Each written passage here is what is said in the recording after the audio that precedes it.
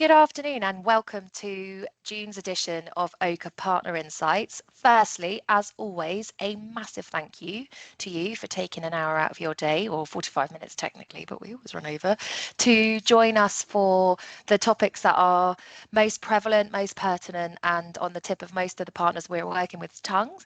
Today, I have the absolute pleasure of being joined by not just my wonderful colleague, Nigel. Say hello, Nigel.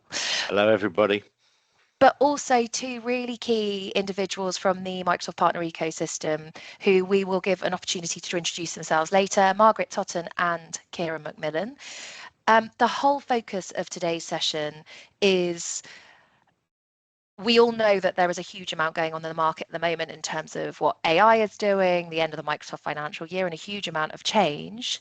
We at Oaka have done a ton of research into what a future-ready Microsoft partner is going to look like. And so we are going to be taking you through those 7 key traits and having a discussion towards the end about experiences around those key traits and some anecdotes around how migration to some of these adjustments has been for partners in that space. If you were at the Arrow Amplify event yesterday, some of these slides might be familiar to you, spoiler alert, but what we're really keen to do is make sure that we actually have a bit more of a discussion around the migration to these key traits away from the environment within which you find yourselves. So as always, our Q&A is always open, our chat is always open. We are highly encouraging your feedback on this topic, so do not hesitate. At the end, we do also, of course, have an opportunity for you to come off mute, come on camera and give us your observations or your key questions. So with that, Nigel, will you take us through what we're going to cover today? Yeah, of course. Thanks, Lucy. What we're going to look at is what we've described as an uncomfortable truth. There's a lot of uncertainty and change around at the moment, and certainly partners that have been around for a long time may be finding that some of their models are becoming a little outdated. And then we move on to the meat of the topic today, which we've called the Partner Genome, because we think there are 7 traits that future-ready partners will exhibit, so we've put all of that under the banner of the Partner Genome. We've then got some tips and advice on where to start first, and we will go through that, and then we'll invite Mags and Ciara in to give us their views about some of those traits in the Partner Genome, and what they're seeing in terms of being able to turn more of those traits on. So here are some of the things that we've been hearing over the last 6 to 12 months, really. I won't go through all of these, but I think they can almost be summed up by a phrase that I've heard from 3 partners alone in the last 6 weeks, and that is, it feels like nailing jelly to a wall. You know, I think a lot of partners are feeling a bit discombobulated by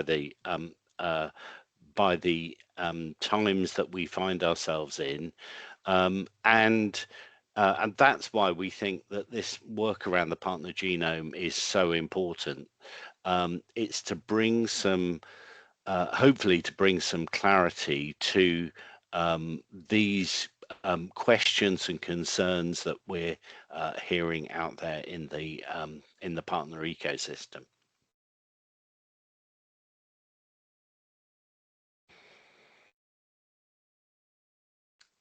And I think, you know, this is the uncomfortable truth.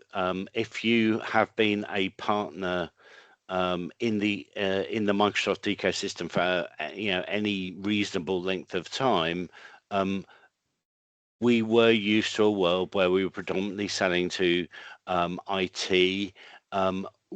and this applies to Microsoft as well as the partners. And yeah, what we're seeing now is that the technology decisions are less and less being made by IT, and certainly when we look at the world of the more than emerging world of how automation and AI can help businesses, it's definitely the functional areas that are making decisions on purchasing, and so we need to be able to speak their languages. We are finding that a lot of customers are really keen to move forward AI programs, but they're struggling to find partners who can make it real for them. That's going further than things like Copilot enablement and things like kind of departmental pilots. It's how a technology partner can really help them make it real. And then I think finally, we were often chosen because of our technical capability. Now, I'm not saying that that's not going to be important moving forward, but because these decisions are being increasingly made by business people, they're going to want to look at the value that's being delivered, not just whether a technically adept solution has been deployed. So these all lead into what we see as the key traits of a future-ready partner. But there are some uncomfortable truths, right? Yeah, absolutely. We deal with lots of partners on a daily basis, and most of them are optimized for an old world. They are selling projects on a T&E or T&M basis. They are still very much wrapped up on a time equals money world. They're very good at delivering technical projects, but they are typically less strong on the business conversations, and that gap is widening. And if we've got any business owners on the call today, what that effectively means for your business, without kind of being too scaremongery about it, is that if you're in this world where this gap is widening away from you, it effectively means your business is worth less every single day, no matter what's happening on the other factors. And I think there's a really important point here, is that feeling ready to take on this new world is kind of a luxury that no one can afford.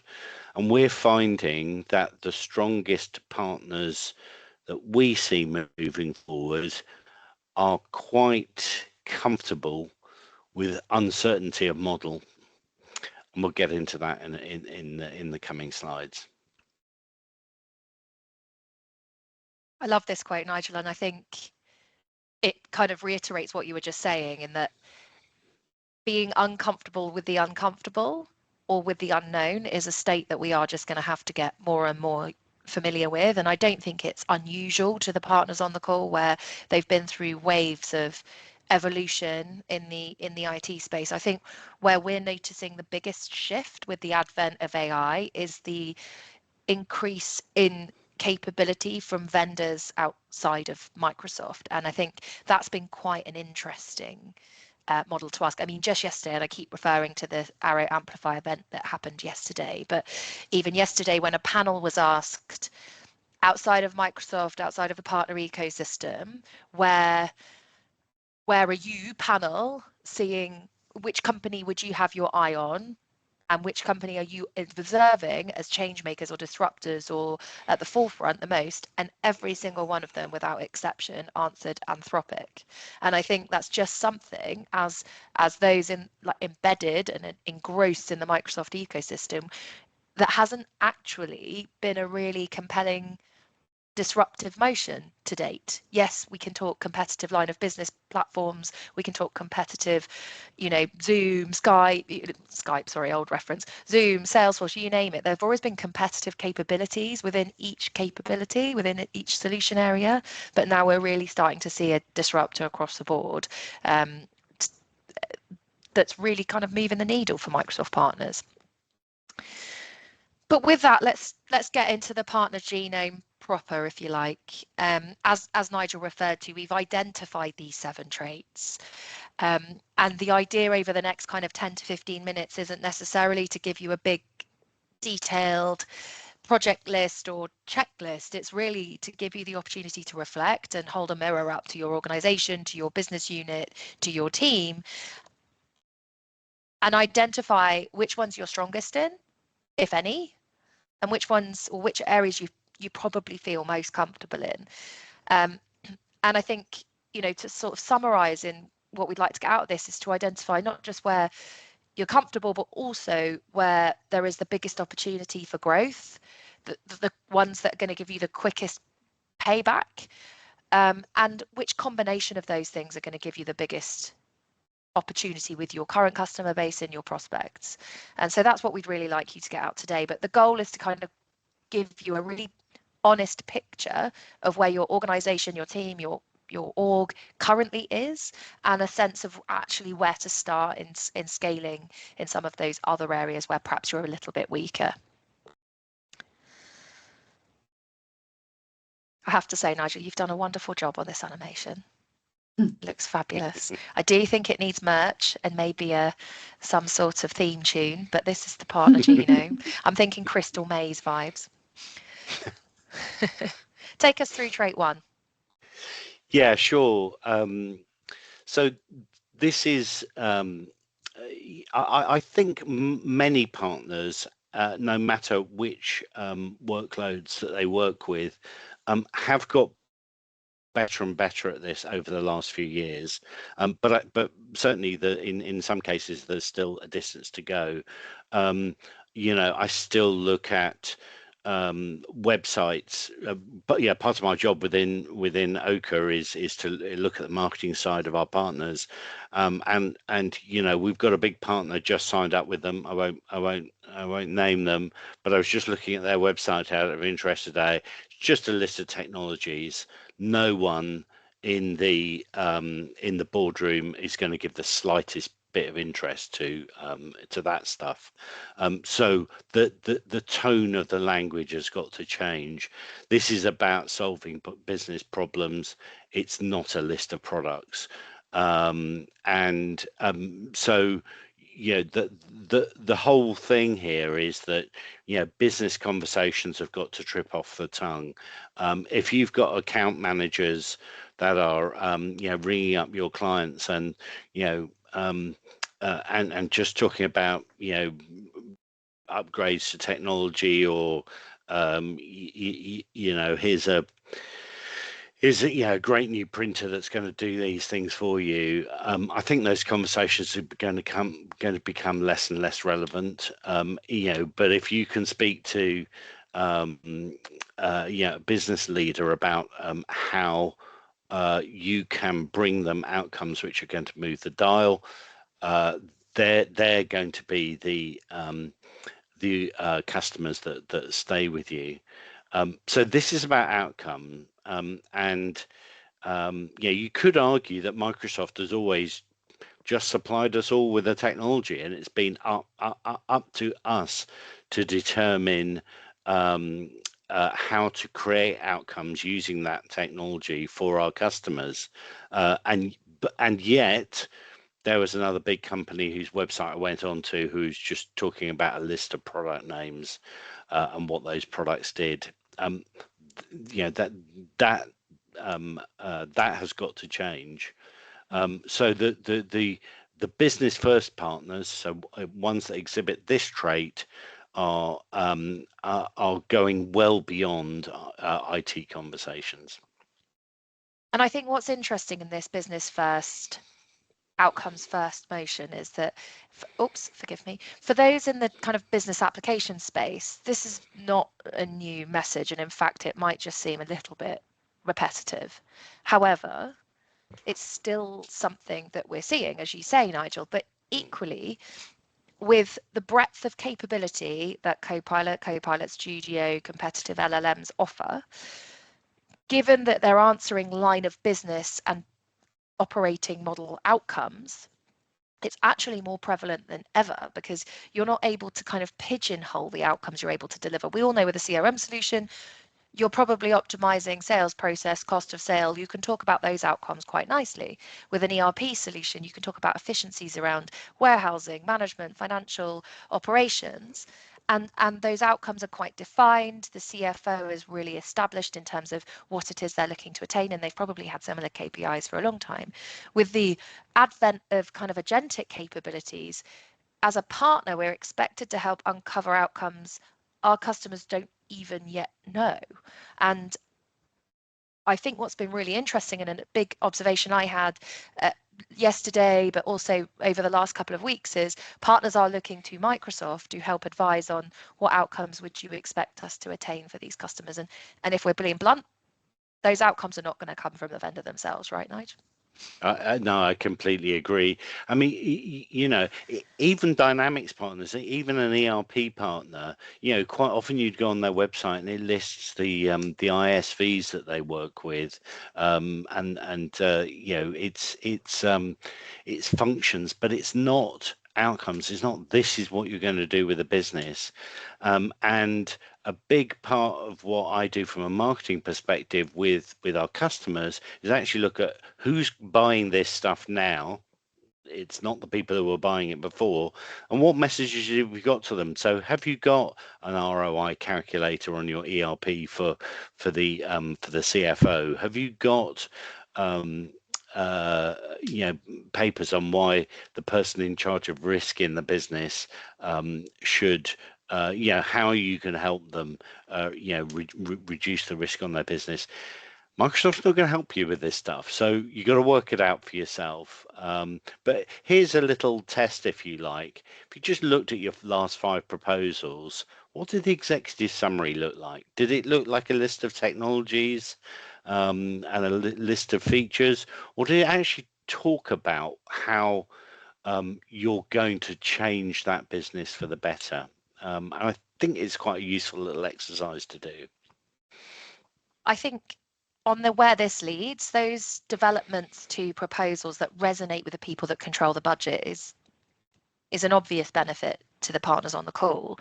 But I think an expansion to that is we've also seen proposals that are tailored to the functional lead that the outcome is driven for also is incredibly powerful, even if they're not necessarily procuring the capability, but they are certainly going to be influencing the procurement of that capability. So tailoring that positioning is more vital than ever.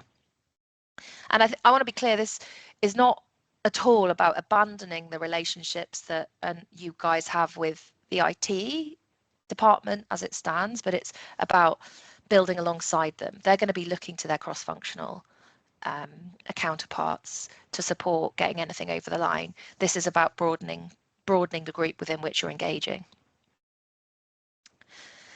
So trait 2, this is my personal favourite, and I think it's probably because if you cut me down the middle, I bleed partner. But the importance now on having an understanding of where you sit in the ecosystem and how famous you are for sitting where you do in the ecosystem is, again, never been more valuable, but also more important to stand out. So as a future ready partner, more than anything, knows what they are not. And they partner strategically to fill the areas that they are not. And I think that's really powerful. I mean, one of a common objection we get from organizations we have the pleasure of engaging with is, it feels as if narrowing the world in which they're targeting is counterintuitive.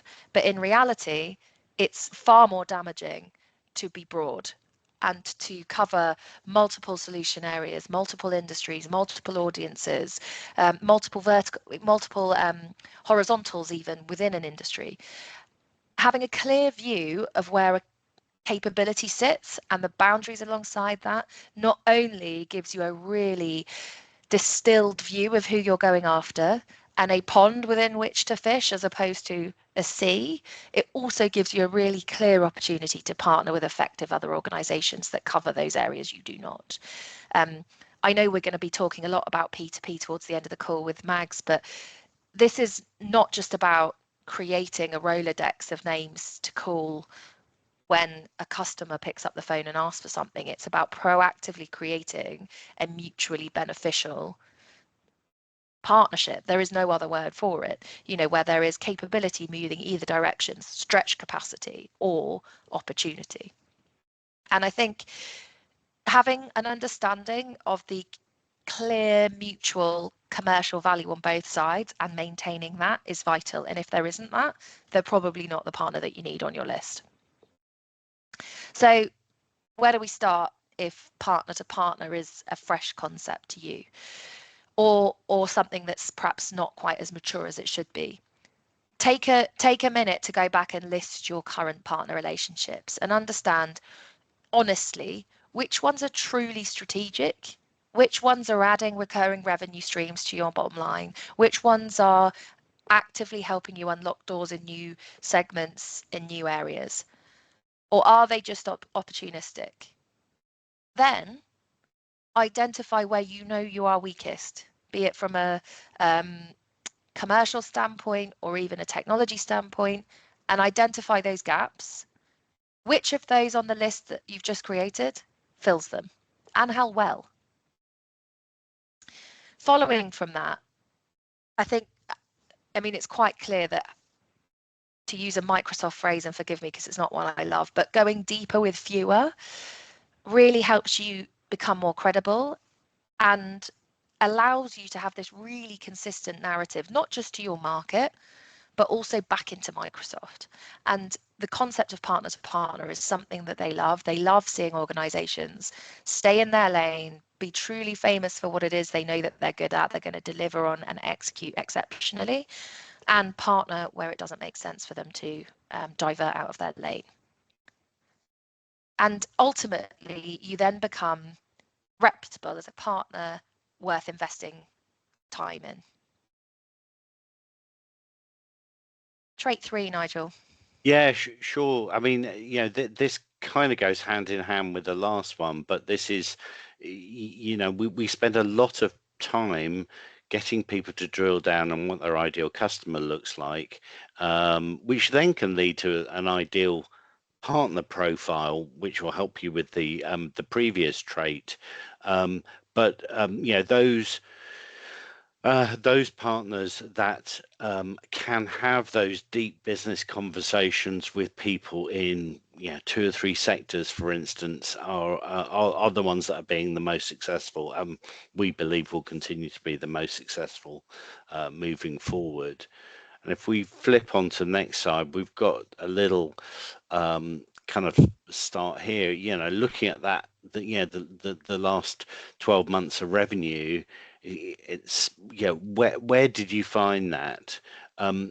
But sometimes people say, well, we've got lots of clients in the legal sector.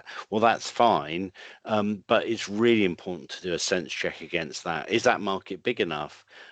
Is the competition beatable? Also, is it a market that's A, got money to spend, or B, might be shrinking?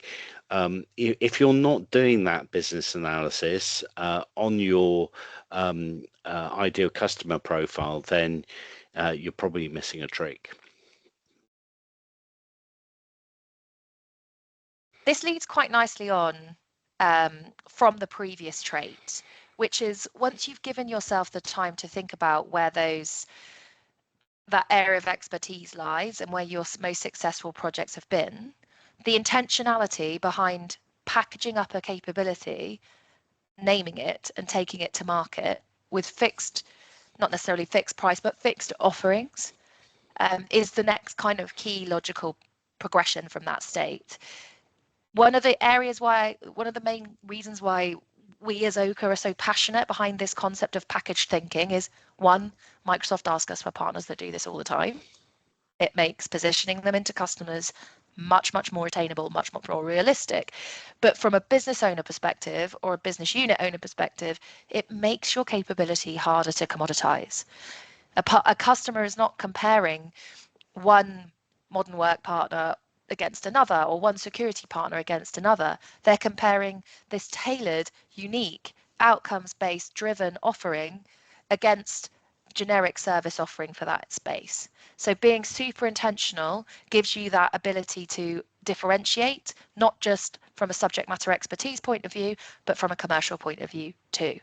And sorry, it's a little bit of a shameless plug here, but if you want to get into that in a bit more detail and podcast your thing, I host the Standing Apart podcast. You can find Standing Apart on any podcast app. And 2 or 3 episodes ago, I went deep into how to be difficult to compare, and it really makes a huge difference. So go and check that episode out.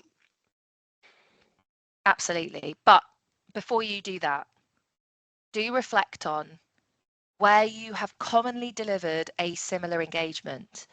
Give it a scope, give it a name, and if you can commit to it, give it a price. And then test drive it.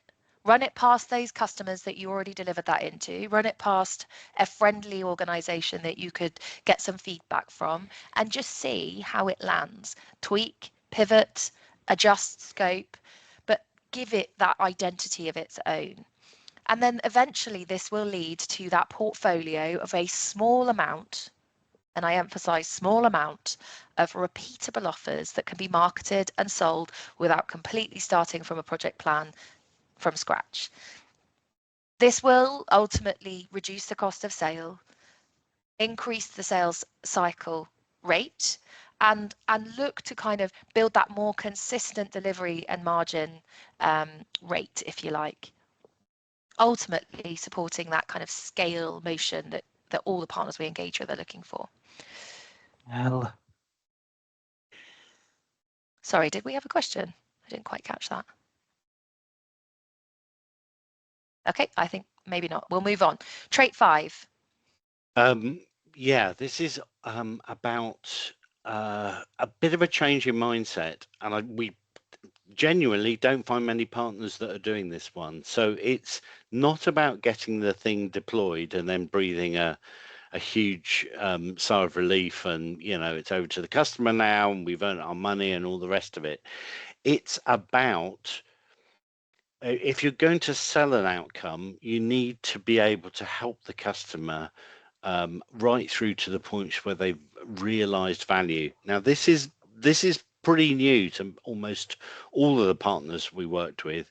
It's not just about did it work, it's actually did we deliver that value that we said we were going to do. I don't think this is just about AI. I think this is about all delivery, and I know that we're going to get into this a bit more with Ciara and Mags in a bit, but this is a real change of mindset. This is saying, actually, we're not going to deliver you this technology project, we're going to deliver you this outcome.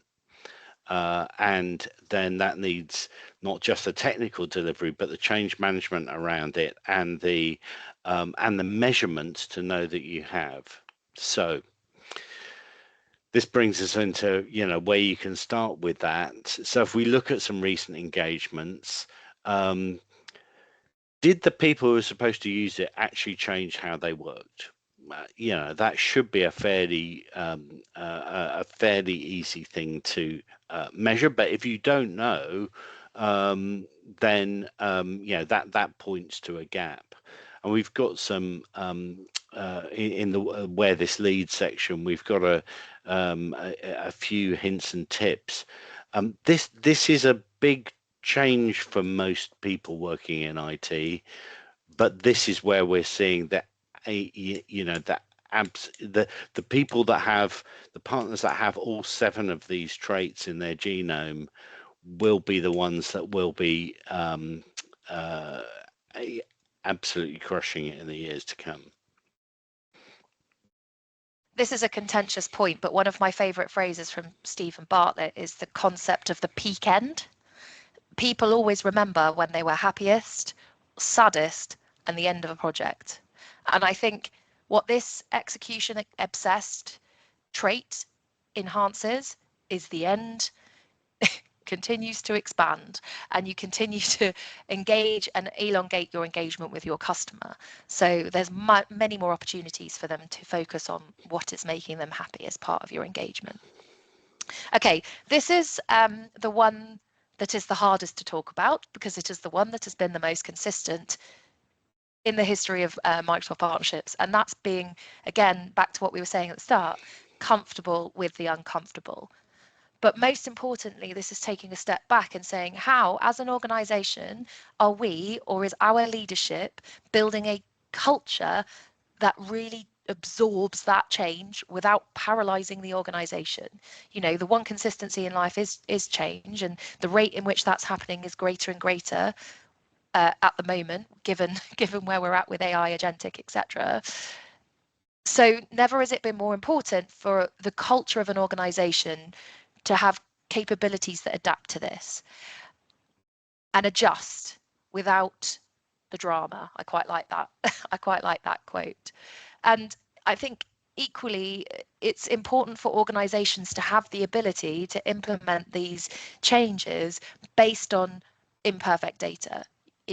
We're never going to be able to have the time to make sure that we've done all the right market testing, that we've got the backdrop and the foundations to the nth degree before we take something live. Because by that point, the cost of the opportunity that we've lost has outweighed the opportunity of migrating into that new area, that new capability.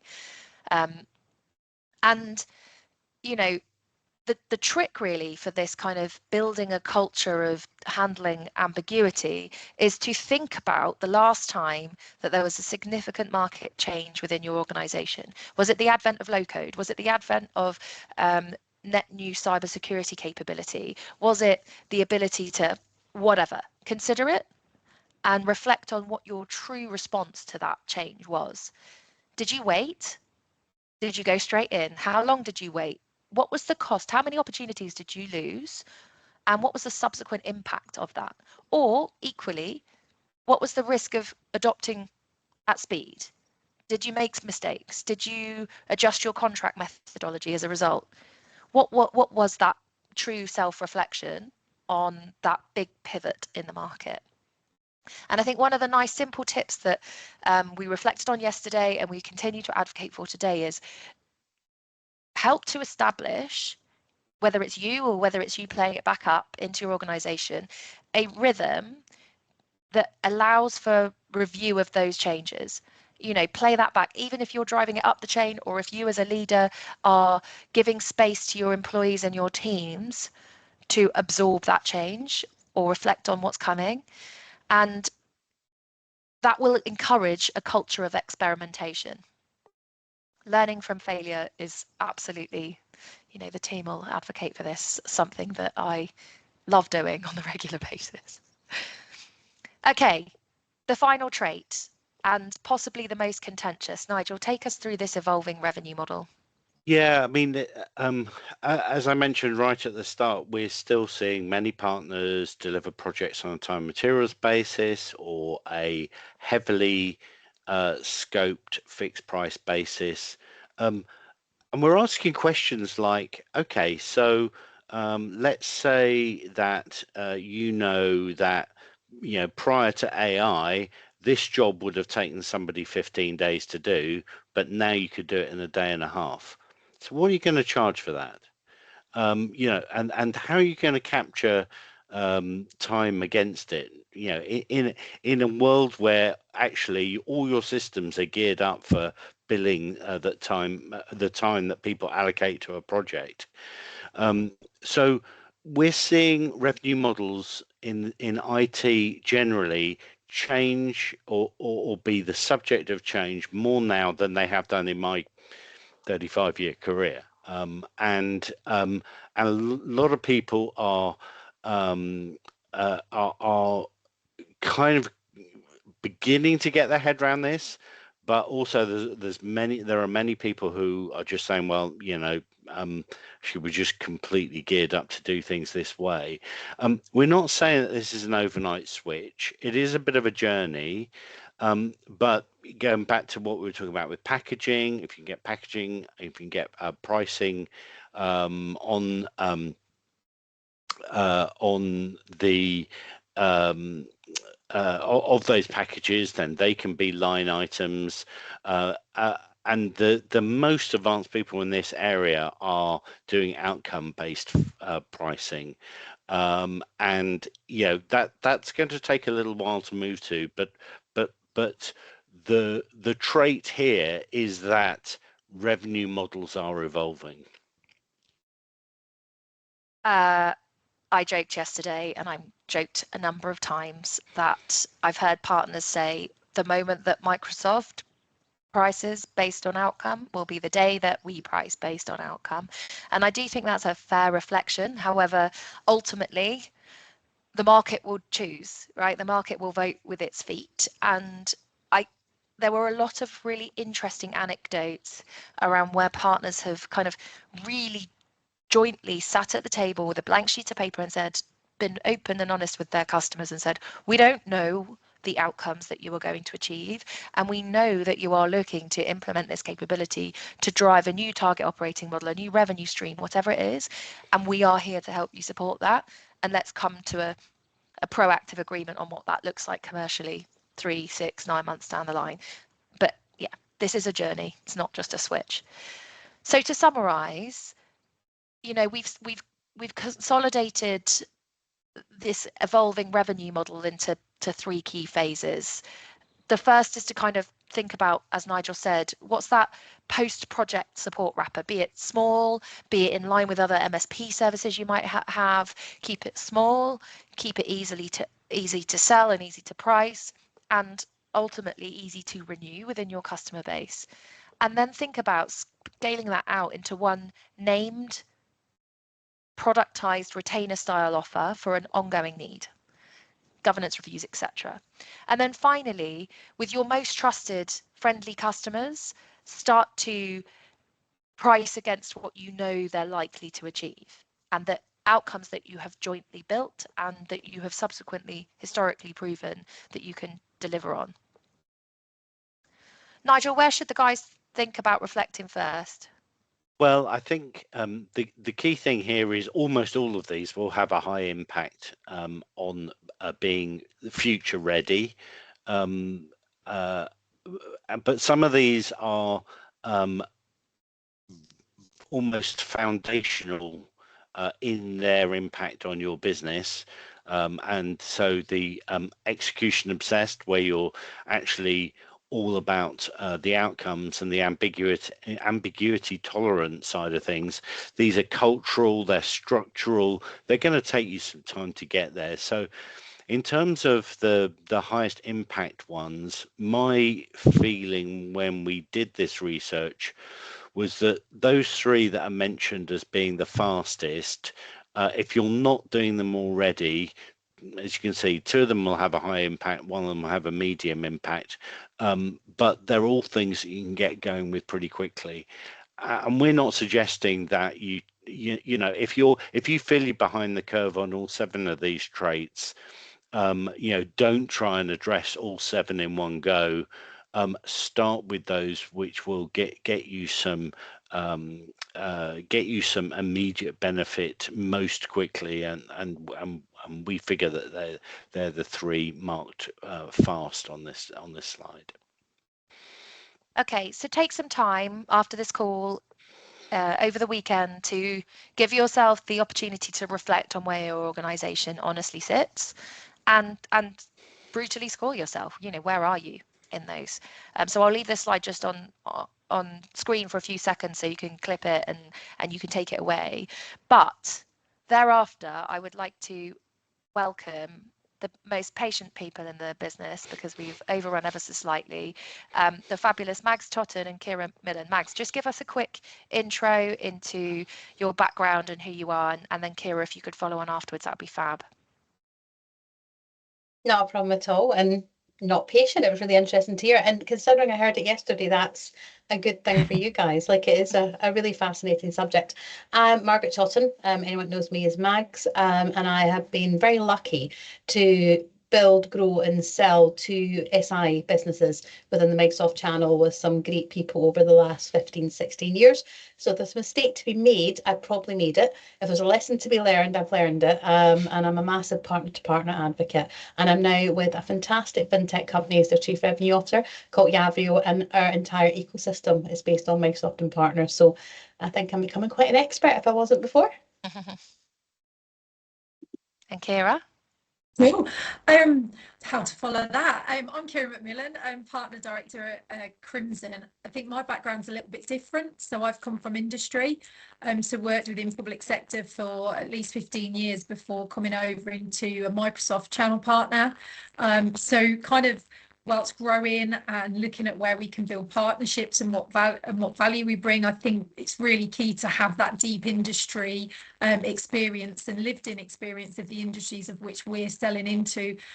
Crimson focuses quite heavily deep in industry specific, so across universities, local authorities and social housing, alongside the commercial world as well, which both have quite different selling cycles, quite different partnerships.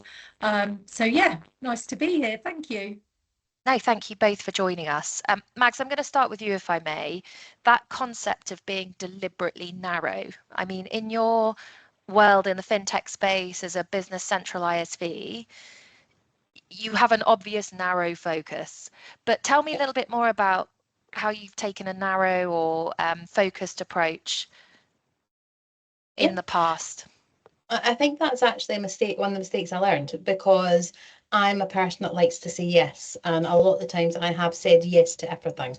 And one of the biggest fears that I hear from partners all the time is that narrowing their focus only reduces opportunities. And there's a lot of pressure sometimes when you're a Microsoft partner to want to be everything. I see so many partners in the space right now who are actually really could be really fantastic security partners or AI partners, but they want to be an Azure partner or they want to be a Dynamics partner, and they don't realize where their true strength lies, and they want to be everything to everybody.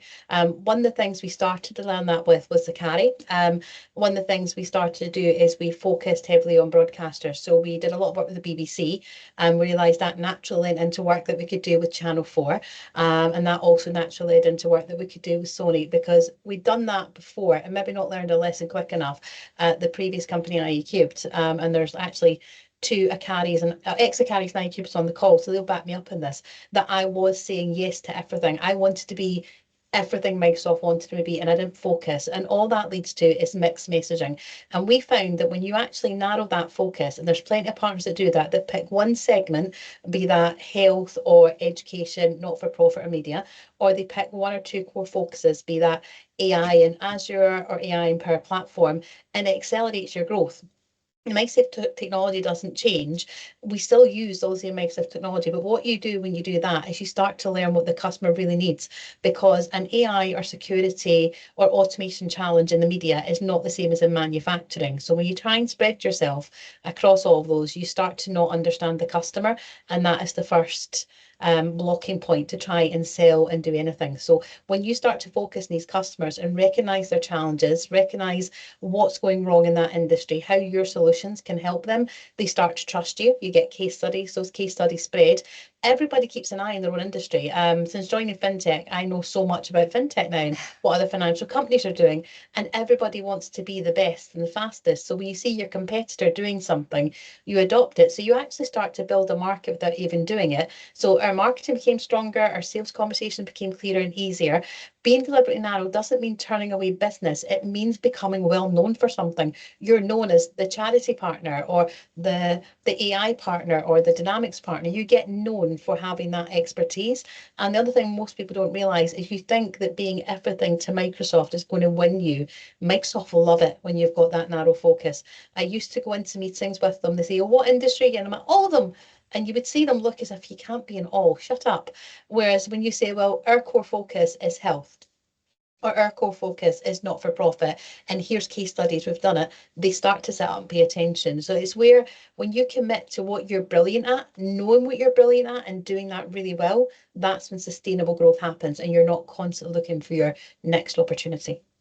That's so true, and I think that competitive angle is really interesting as well. If you're the Microsoft partner for X in X industry, not only are you identifying yourself uniquely in our echo chamber that is the Microsoft partner world, but also against competitive SaaS line of business off the shelf capabilities. Ciara, I know Crimson have been through a bit of a journey over the last kind of 3-6 months with a rebrand. Tell us why they did that and what kind of outcomes that's led for you. Yeah, I think it kind of aligns to one of your traits, which is always a positive when you say these are the 7 traits. But it's very much shaping the conversation from being known as a technology provider to being more consultative around business outcomes. I think as a partner, clearly we're a Microsoft partner, the technology or the solutions will be based around the Microsoft stack. But the conversation from being a CRM partner or a BizApps partner to actually understanding and being more consultative has been a big shift for us. So very much conversations changing. And I think from a partner perspective, some of the sort of tips and hints, I guess, around doing that and how we got there is it's looking at your prospects or your customers differently. So you mentioned earlier around CIOs and IT director, that's predominantly where you've got, as partners, we would sit, they were the key people that you would be engaging with. But now it's actually looking at what are your strengths, as I think Mags has said, but what are the key outcomes that you're going to try and support that organisation with? So as an example, we've been looking at children's services in local authority. So that's not about going and understanding every man and his dog in local authority, but it's also not about getting best friends with the CIO. And it's certainly not about being, going in and talking about Copilot.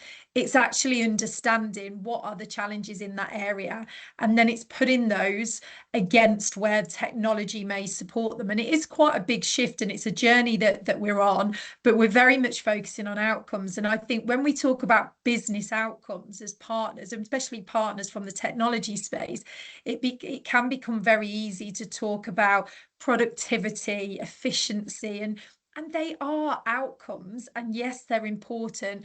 But the prime example, and I'll use the children's services as an example, the outcome is actually making sure that, little Jimmy down the road isn't staying in that home any longer than he needs to with 2 abusive parents, that he's actually getting into his referral scene to and into the right care that he needs.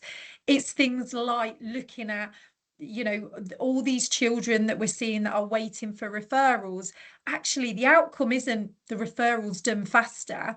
The outcome is that person gets the support that they need. And it's a real focus, which as technology providers, even going into this world, it's very different. And I think, just if I may, touching on, and we talked a little bit before about what's kind of about those 7 traits, what might be an area that's kind of quite difficult or challenging. When you talk about the direction or the trait around outcome-based pricing, I think is certainly going to take off, and we're seeing some partners that are doing that really well. At Crimson, we're looking at how we can shape that, because we can see some appetite within certain industries. But real business outcomes take a long period of time to measure. So it really is, you can't make false promises, and you also can't base outcomes on, oh, well, we can show on a spreadsheet you'll save 4 hours a day if you implement this. So once we can show you off our dashboard you've saved 4 hours, we want to get paid because that's the business outcome. If you really mean business outcome, it's going to be a very, very different commercial model over a very, a longer 6-12 month period of time. And I think that's where the challenge will come, because ultimately, if we go back to our core business, it is around that sort of services and licenses delivery. So I hope that answers what you asked. No, I think you've nailed it there, to be honest, Ciara. I don't think anyone's nailed or reconciled true outcomes-based pricing with the fact that we still have developers, functional consultants, solution architects, support assistants. needing to be paid, right? That is not the thing that's going to change. And I think we're all on this journey to identifying what that is. That's been really I did powerful. actually have a quick follow-on for Ciara, if that's okay. This might be a slightly provocative question, but hey, we're all friends here. The colours just drained out of her face. But crack on.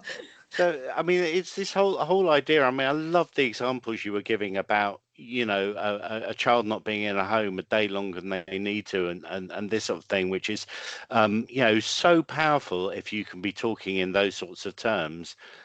Does that actually make the choice? Have you got to the point with anybody where the choice of technology is actually less important? And I can give a really good example, actually, and it will be a personal one, probably from me. So I kind of explained there at the beginning, I'd been in industry and I've been in social housing for a long time. The reason I came across to technology was because I was in the position where everybody had the next sexiest toy to sell me, the next piece of technology, but it never actually, my question was always, will it reduce my rent arrears? I don't actually care what technology that you have. And in today now and at Crimson, because our conversations have changed and they're with stakeholders, they actually aren't that concerned about the technology and what sits behind it, because these are business people. That kind of is a technology thing that they're not that interested in. They're looking at actually what is it and how are you going to solve that problem. And I think that's a real opportunity, but it's also a risk, because if they're not particularly biased, whether it's Microsoft or it's Salesforce or it's something else, it's actually about meeting that outcome. You've almost got to have that two type of conversation. You've got to win the business over in the fact that you can evidence you're able to solve that problem and have those strategic conversations about what really matters, but be able to very quickly translate that into the technology. Because the business, I don't think every person I know, if I use children's services, the conversations we've had, they're not interested in what the tech is particularly. They'll be guided by the people that know the tech. And as I say, it's an opportunity, but it is also a risk as a partner, because actually they're not, you know, previously it was, we're a Microsoft partner, so automatically they're talking to you because they want to invest in Microsoft. Now they're talking to you because they want you to change, they want you to help solve their problems. It's kind of a double-edged sword. So I think it is, you know, it's a journey. I think if anything has exemplified the need for these traits, it's what you've just said there, really. Because it's 100%. not about the best technology. It's not about the biggest software company in the world. It's about being able to have those conversations. Now, one of the ways different that skill sets as well. One of the ways those conversations can be had effectively is by partnering with an organisation that's more fluent in them. Mags, you've had loads of experience in building an effective partner-to-partner motion. Tell us a little bit more about why you chose to go that way. So I think one of the biggest mistakes, like we talked about, is partners trying to be everything to everyone. Like I said, we made it, but I made that mistake myself. But one of the fastest growth I've experienced, both at Acari and now with Yabrio, has come from understanding where your strengths lie. And Ciara made a fantastic point that customers don't buy technology, they buy the outcomes. They don't care much what the technology is. They don't buy dynamics, they don't buy per platform. What they do is they buy a solution. And we found at Acari that we deliberately partnered for strength. We started to learn where we excelled, and we knew where other Microsoft partners excelled and where they had deeper experience. So rather than trying to own everything as we did in the beginning, we focused on bringing in the right expertise at the right time. And that has led me so well to what we're doing with Yabrio, because at Yabrio, partners aren't just our partners, they're part of our ecosystem. It's the recent product we've just launched, Bank Cards Direct Debit, they came through direct feedback from our partners. We sell through our partners now, and there are so many missing opportunities in the ecosystem where SIs and ISVs are not talking to each other, where they can grow their revenue, they can strengthen their opportunity, they can deepen their links within the Microsoft ecosystem by just recognising there's partners around there that can complement their systems. So it's what we talked about, is knowing what you're brilliant at, and then looking at the ecosystem, working with people like Oaka, and that say, right, do you know what? I'm really, really good at Power Platform, or I'm really, really good at dynamics, but all we're doing is selling one project after another. How do I deepen my expertise and come to people like yourself, allows them to say, well, did you know that there's partners that provide change management, there's partners that provide payments, there's partners that complement your system, and then starting to build that and basing that relationship on trust, not transactions. One of the key points you made is it's about true partnership and treating Microsoft that way as well. So many people don't treat Microsoft like a partner. They treat Microsoft as someone they buy licenses from, or a blocker, or someone who can introduce them to customers. Microsoft are your strategic partner on this journey.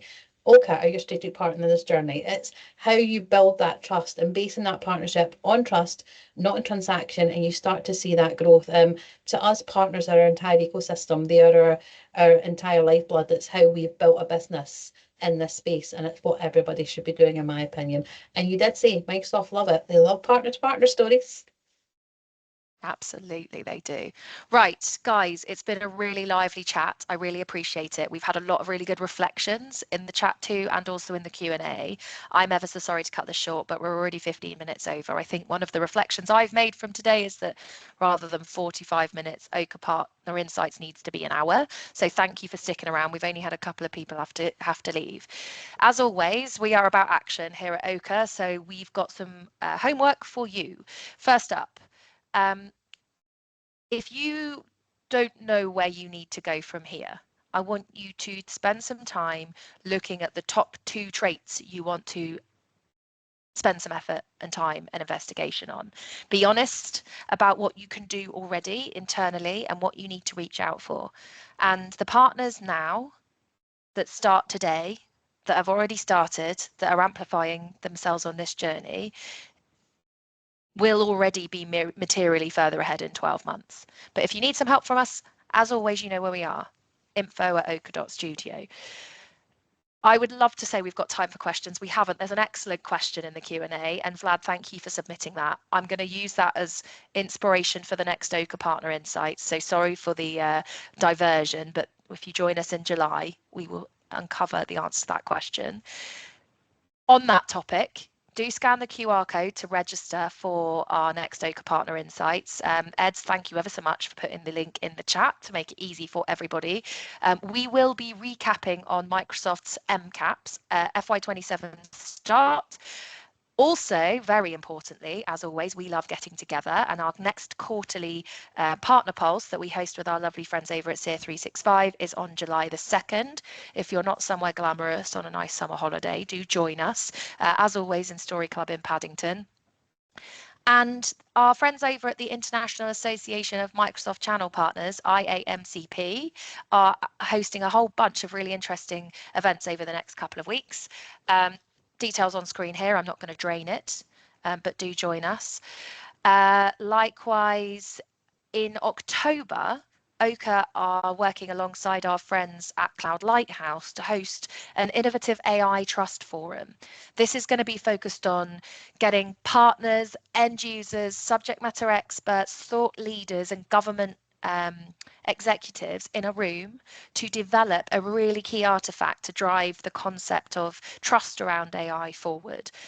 This is hot off the press. We haven't really been promoting this yet, so do make sure you get your name down on the list to register.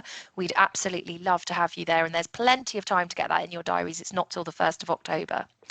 But with that, I'd like to thank you again for spending your afternoon with us. We, as always, loved having you on. Thank you, Nigel, Tamara for the Q&A management, Lindsay, the rest of the Oaka team, and most importantly, Mags and Ciara for giving us your honest and authentic responses to these 7 partner traits. Thank you ever so much. Have a great rest of your day. Bye, guys.